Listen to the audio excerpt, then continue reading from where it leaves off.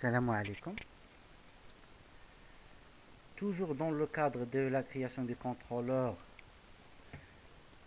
ses actions et les vues associées à ces actions, nous allons voir maintenant d'autres situations. Donc, nous avons dit dans la vidéo précédente que pour chaque action, une vue portant le même de l'action est créée dans le dossier qui porte le nom du contrôleur doit être créé et on voit return view. Et cette méthode, qu'est-ce qu'il fait? Elle va regarder cette méthode, comment elle fonctionne. Cette méthode, elle va aller directement dans le dossier views pour chercher s'il y a un fichier de vue portant le même nom de l'action dans le dossier qui porte le nom du contrôleur.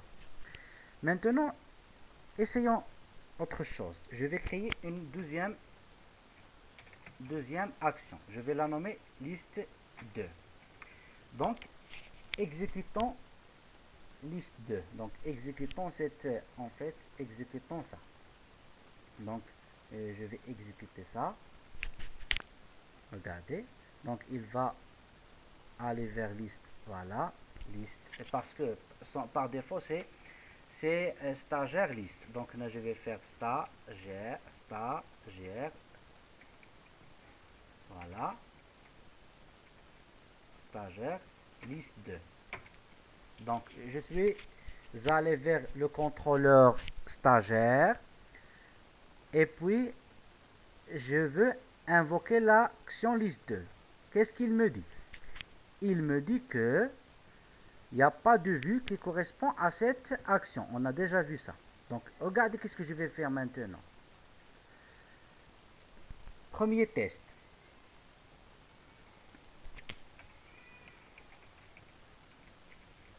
Qu'est-ce que j'ai fait? J'ai ajouté un argument de type chaîne de caractères à cette méthode, à l'appel de cette méthode. Cet argument, qu'est-ce qu'il représente? Il représente le nom de la vue à renvoyer. D'accord? Si nous précisons le nom de la vue à renvoyer, automatiquement, cette méthode va aller dans ce dossier pour chercher la vue qui correspond à ce nom. Autrement dit, elle va renvoyer la même vue renvoyée par l'autre action. Elle va renvoyer cette page qui va afficher ma liste. Regardez si on fait comme ça. Donc là, je vais réexécuter.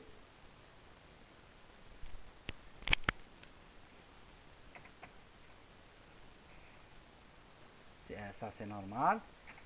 Liste 2. Regardez. Maintenant l'action liste 2. L'action liste 2, elle renvoie la même vue, d'accord, que l'action liste. Ici, nous n'avons rien mis parce que le nom de l'action et le nom de la vue coïncident. Et c'est pour cela que la vue est automatiquement chargée. Ici, puisque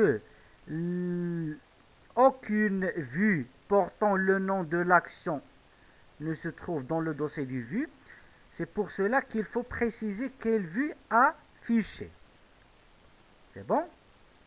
Donc, lorsqu'il n'y avait pas d'argument, il va aller chercher par défaut une vue qui a le même nom. D'accord? Donc, en premier lieu, elle va dans ce dossier pour chercher une vue qui a le même nom. D'accord? Il ne l'a pas trouvé. Nous avons une erreur qui nous précise que la vue est absente. Lorsque nous avons ajouté un argument de type chaîne de caractères, il va maintenant chercher la vue qui a ce nom. Il va maintenant chercher la vue qui a ce nom.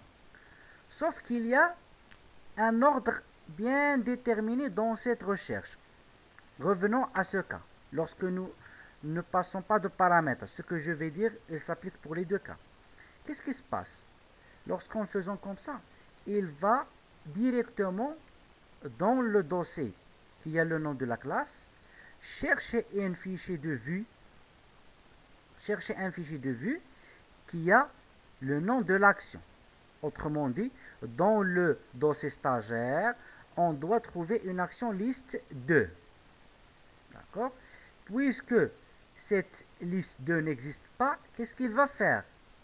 Il va aller chercher dans un autre dossier que nous allons créer par la suite, qui est ce qu'on appelle ajouter. Il s'appelle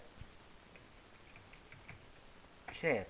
Donc chart, c'est un dossier conventionnel qui est généralement censé contenir toutes les vues partagées. Le nom, le voilà, le précise, chart, bimana partagé. Donc, lorsque la vue liste 2 n'est pas trouvée ici, elle doit automatiquement aller chercher ici. Regardez. Donc là, je vais créer rapidement une vue. Je vais l'appeler liste 2. Donc, ajouter H3 liste 2 qui se trouve dans chart. Regardez. Regardez qu'est-ce qui va se passer. Donc, je vais aller ici. Pardon. Je vais relancer mon application. Donc, ça, c'est par défaut. Liste 2. Regardez. Elle a pu charger la vue qui se trouve dans le dossier chart. Rappelez-vous, liste de chart. Si vous vous rappelez, liste de chart, c'est cette vue, d'accord, qui se trouve dans le dossier. Au début, il est venu ici. Lorsqu'il n'a pas trouvé une vue qui a le nom de l'action, il est par la suite venu ici pour chercher la vue qui a ce nom. Imaginons que nous avons ajouté la vue liste 2 dans le dossier stagiaire.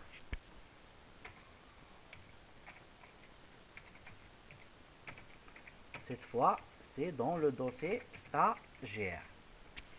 Exécutons à nouveau notre application.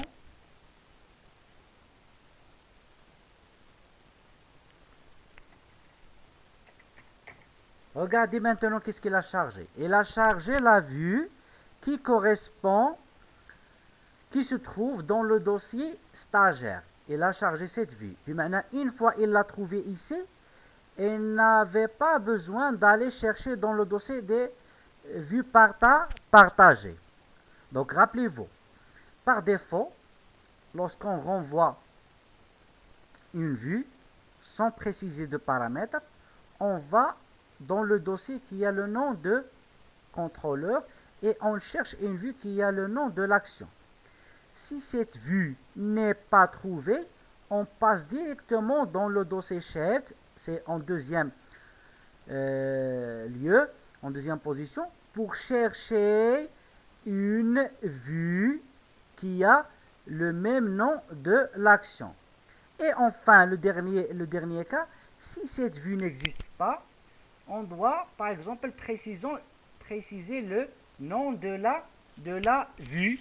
Et pour cela, je pense, nous allons, par exemple, bon, pourquoi pas, donc, on a spécifié le nom de la vue. Donc, là, je lui demande d'aller, qu'est-ce que je lui demande? D'aller dans le dossier stagiaire et chercher une vue qui s'appelle liste pour la renvoyer. D'accord? Je lui demande d'aller dans le dossier stagiaire, chercher une vue qui a le nom liste pour la renvoyer.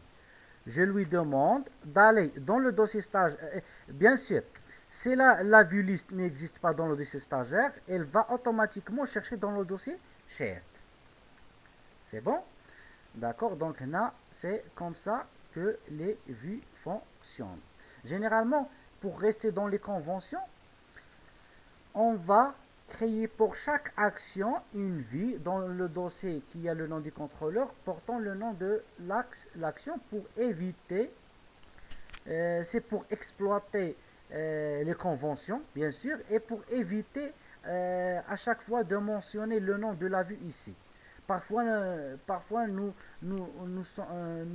tombons dans une situation où c'est utile, mais de manière générale, il faut respecter les conventions tant que c'est possible.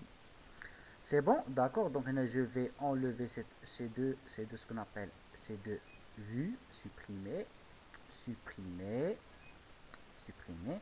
Je vais créer quoi?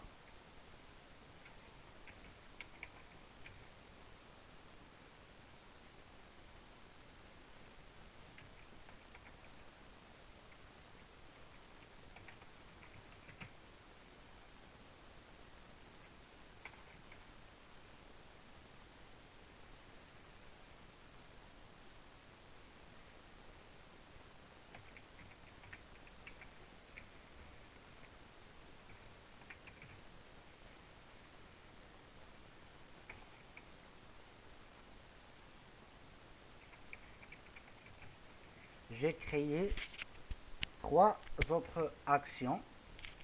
L'action d'insertion, l'action d'édition, de modification et l'action de suppression.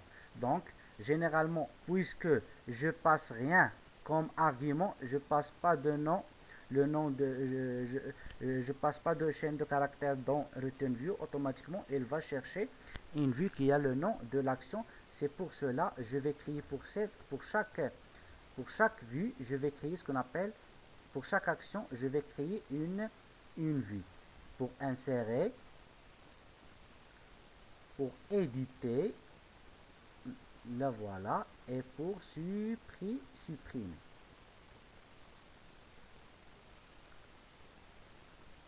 Et bon, maintenant j'ai un contrôleur qui se compose des opérations CRUD. بمعنى هذه c'est affiché. Automatiquement, ça sera un select.